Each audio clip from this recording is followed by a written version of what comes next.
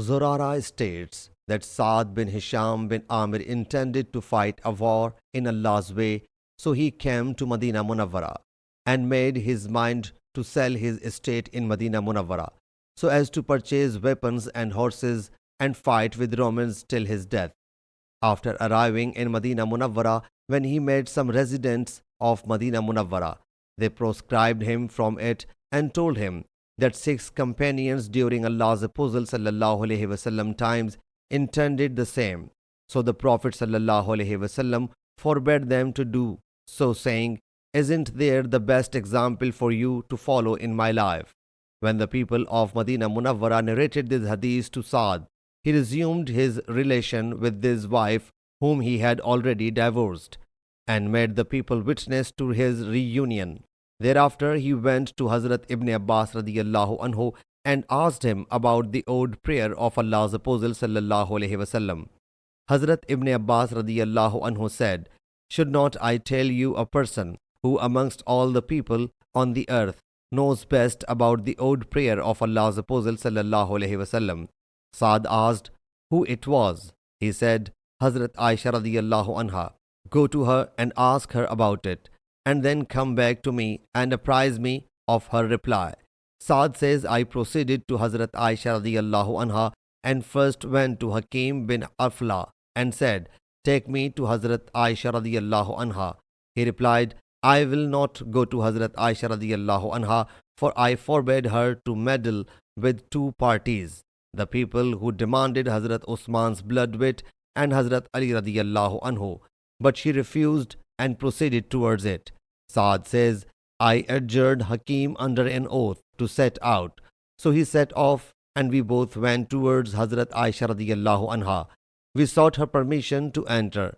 She granted the permission. So we entered her presence. Recognizing Hakim, she radiyallahu anha said, 'Are you Hakim?' He replied, 'Yes.' She asked, 'Who is along with you?' He replied, 'Saad bin Hisham.' She asked, 'Which Hisham?' Hakim said, 'Amir's son.' Hazrat Aisha radiyallahu anha invoked blessing for Amir and passed good remarks for him. Qatada, the reporter, states, "Amir got martyred in the battle of Uhud. I submitted, 'O believer's mother, tell me about the conduct of Allah's Apostle sallallahu alaihi wasallam.' She said, 'Do not you read the Quran?' I submitted, 'Why not?' She said, 'The Quran is the conduct of Allah's Apostle sallallahu alaihi wasallam.' Saad said, 'I intended to get up and thought not to ask anyone about anything till death. But then a thought dawned on me. So I asked, 'Tell me about the Prophet standing in prayer.' She radiyallahu anha replied, 'Do not you recite, Ya ayyuhal muzammilu?'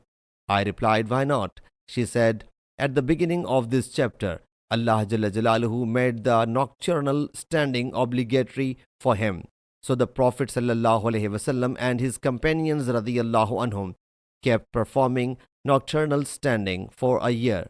Allah Jalla Jalaluhu detained the last part of this chapter in the heaven for 12 months. Thereafter, Allah Jalla Jalaluhu revealed concession at the end of his chapter, and the nocturnal standing turned optional after being obligatory. Saad says that he submitted, 'O believer's mother, tell me about the old prayer of Allah's Apostle sallallahu alaihi wasallam.' She whereupon said, 'We would keep the toothstick and water for ablution ready for him. Allah Jalla Jalaluhu would rouse him at night when he Jalla Jalaluhu willed.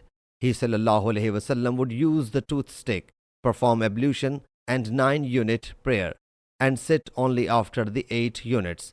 He sallallahu alaihi wasallam then would remember and praise Allah Jalla Jalaluhu and supplicate him, and then get up without performing the salutation and perform the 9th unit standing. Thereafter, he sallallahu alaihi wasallam would sit down, remember and extol Allah Jalla Jalaluhu and supplicate him, and then perform the salutation, uttering it aloud, making it audible to us.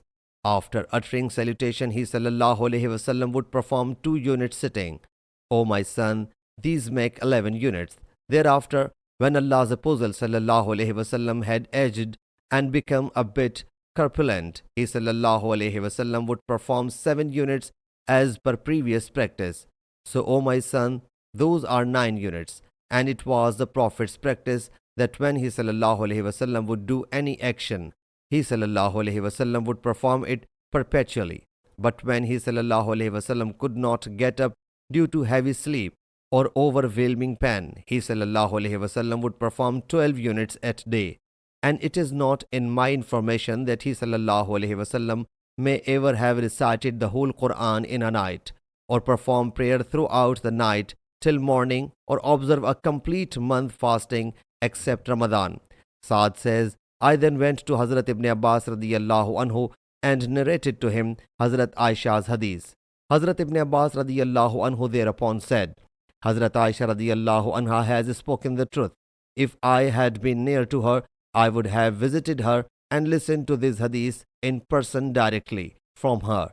Saad said, if I had known that you do not meet her, I would not have narrated this hadith to you.